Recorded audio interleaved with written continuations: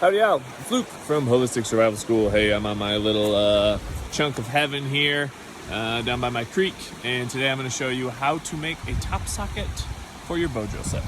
Let's go.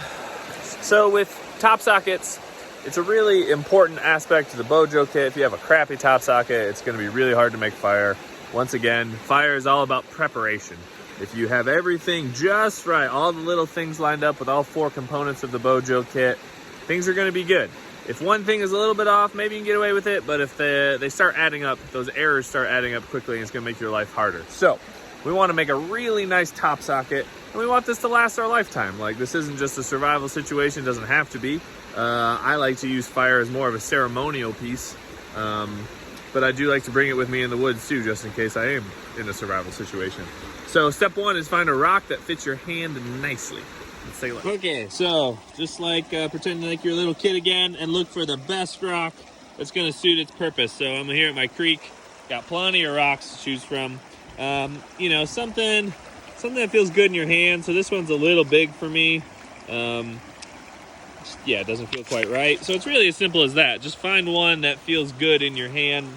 That one feels better. That's about right size for me. I want to be able to have some room for my fingers and kind of play around with what feels good. I like this edge here, feels a little bit better, but there's kind of a wedge on this side. I like that one. Boom. Simple as that. If you can hold it like this, or your fingers have a good place to hold, it's not going to feel like too much rock in your hand. That's what we're going for. I also like this rock because it's thicker on one side, but it's not too thin. I know these rocks well.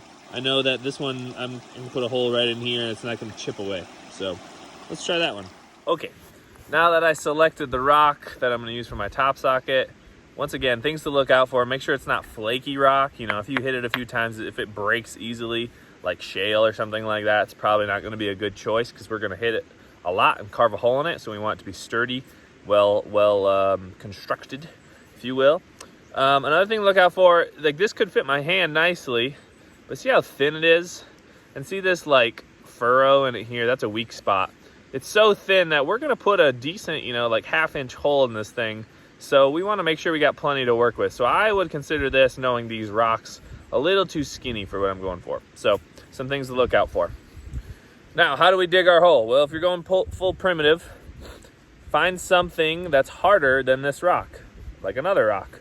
This is some quartz. Quartz is one of the most, like, you know, abundant rocks in this whole world. So look out for some quartz. I like to find a piece of quartz that has a little working edge. So I like this as a tool. It's a very crude tool, but it's going to work. So now I say, all right, if I'm holding this like so, find the best configuration in your hand. I usually like to put the hole right in the middle of the rock, so that when I'm pushing down, I can kind of line up my elbow and my bones with the spindle where I want the spindle to be. So I'm just going to start right here. So this is a technique that all your ancestors did. It's called the peck and grind, where you literally peck a hole exactly where you want it. You can see little chips of the quartz is flying off. That's okay. That's bound to happen at the start. And while you're pecking, guess what? You get to make a whole bunch of jokes about being a pecker. And if you got neighbors or someone who has to listen to this, they might want to call you a pecker as well, because it's kind of annoying. You can see my stance, I was a little, my hand's kind of wobbling. So the more you can stabilize this, the more the energy is going to go into the rock. And hopefully, after even just a minute or two, you'll see there's a significant difference. Don't worry about that. There's actually like some progress being made. This process, you could pick the hardest rock in the world if you want and do this technique. It's just going to take a long time. So the softer the rock, the faster it's going to get made. But there's an old saying in primitive skills: make fast, break fast. So if you use like a bandsaw to make a bow or something like that, it's going to break very, very likely. You could break it quickly. If you make it nice and slow with ancient techniques, it's less likely that it's going to break suddenly. So it might take a while, but slow and steady wins the race. So my other tool was getting pretty dull, and it was getting too big for I was trying to be more accurate. So I just switched. This is a piece of flint. You don't need to find flint to use this. This is a handy tool. It's very hard. This is from Ohio, from Flint Ridge. But more quartz will work. Just a skinnier piece, a more narrow piece. So it's going to give me a little bit more accuracy. So here we go.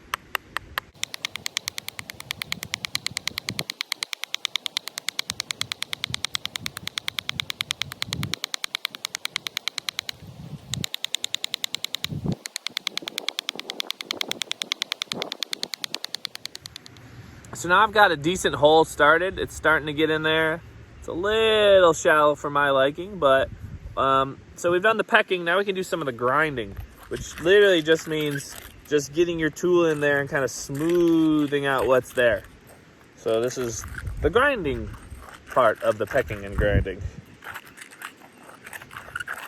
So this is good at smoothing out what you already got, but it's not so great at digging deeper. That's really where the pecking needs to come in. So combination of those two, pecking and grinding, will hopefully get you the results you want. Now, I've only been going on for about, 3 minutes now, and I've already got a pretty significant hole. If you're going 3 minutes and you don't have anything going on that rock, pick a softer rock. You can also see these flakes are coming off, and these are razors. The flint is very, very sharp, so these are razors flying off. That might happen when you are doing this, so put on your safety goggles or don't sue me. Those are your options. Okay, now that you got the basic pecking and grinding technique down, your next question might be, well, how do I know when I've gone far enough? Good question. You'll know you've gone far enough when, one, your spindle fits in the top socket, meaning the spindle that I'm going to spin to make fire, does it actually fit in there? Does one end fit into there? And obviously you can thin out your spindle if you need to. That's one. And two, what is the point of this top socket? Well, the top socket, or this top rock, is keeping this spindle up and down so it won't fall out when we apply force. So we give it a little try. Let's try a little bow drill and see if it stays in. If it doesn't, if the spindle keeps popping out, that could be because of my form. I have bad form and my wrist is not securely locked. Or that this could actually stand to be a little bit deeper. The deeper it is, the less likely the spindle is going to fall out. So let's give it a try and see. Okay. Got my spindle, got my board, got my bow, got my top socket. 4 things for the bow drill. All about preparation. Let's see how my top socket does in holding my spindle.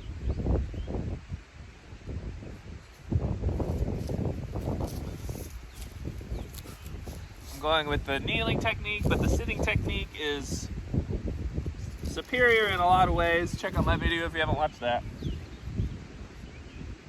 It's really good if you have a smaller upper body or you're just a smaller bodied human. The sitting technique is really handy. There we go. Get it the way I designed it. Lock it in. Woo! That spindle went bad for the first time in a while. That's a bad sign.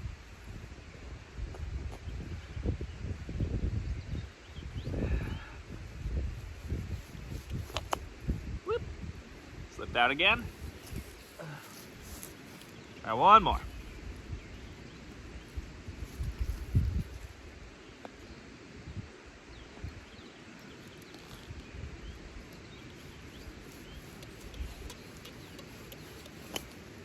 Yeah, so it's slipping out a few times.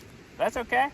What I'm seeing is there's 2 options when the spindle slips out. It could slip out from the bottom or it could slip out from the top. So one general way to test it is I just kind of give it the wiggle test. Does it want to stay in here? Yeah, it kind of wants to stay, but I could also feel it want to wiggle out in this direction in particular. It wants to go this way. So I need to dig a little bit deeper in that spot. So we'll dig deeper.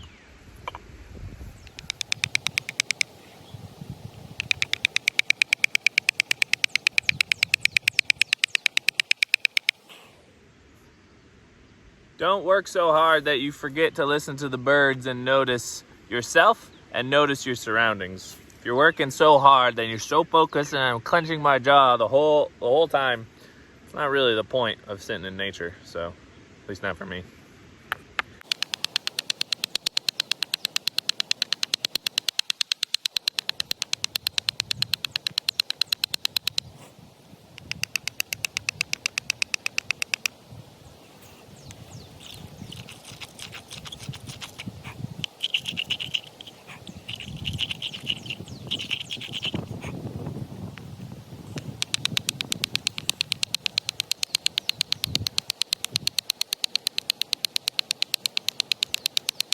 Okay, I got it pecked out a little bit more. I'd say it's about the thickness of my thumb pad. It feels like a nice thumbprint hold in there. That's how deep it is, plus or minus. So let's see if it's any better.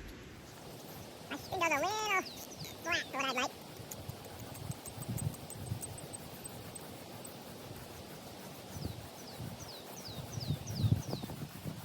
There we go.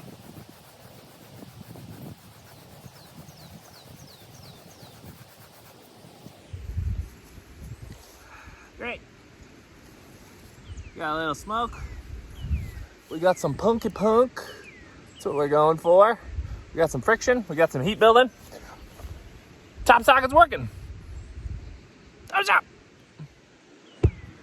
So now just briefly, you can see after I've used it, there's a wear pattern where the wood has been rubbed. And you can see it's a different spot than the dead center. So that gives me a little feedback on where it felt most comfortable to hold this, so I can grind it out a little bit more just in that spot with a much finer tool, a skinnier stone or a file or whatever you're deciding to use to grind this hole. So a little bit more work, and I can kind of just, spend a few minutes on it here and there and improve this top socket, make it better and better. Okay, team, so in conclusion, to wrap this up, top sockets, really important. This rock, if I, do a little more with it, it's gonna last me like decades. I have one that I've already used for 10 years. It's my favorite one. You'll develop that after you use it a whole bunch. It only takes a few minutes, it's not that much time. This is probably 5 minutes of working, so not that much time, and it's gonna last you a whole lifetime. So take your time, do it right. I highly recommend rock top sockets. Yeah, let me know what y'all think. Hopefully it goes well. Happy rocking. Happy fire. Happy day. Thanks, y'all. Bye. Hey, real quick, just to wrap this up, if you've enjoyed, do the subscribe, like thing, all that stuff. I'm trying to start to do videos again. I've got some more land, so it's a lot easier for me to just go out in my backyard and shoot some videos. If there's anything in particular you want to see from me, any questions you have around fire, nature connection, mentoring, hunting, stone tools, stuff like that, drop them in the comments and I'll try to fulfill it in the next little bit. So thanks.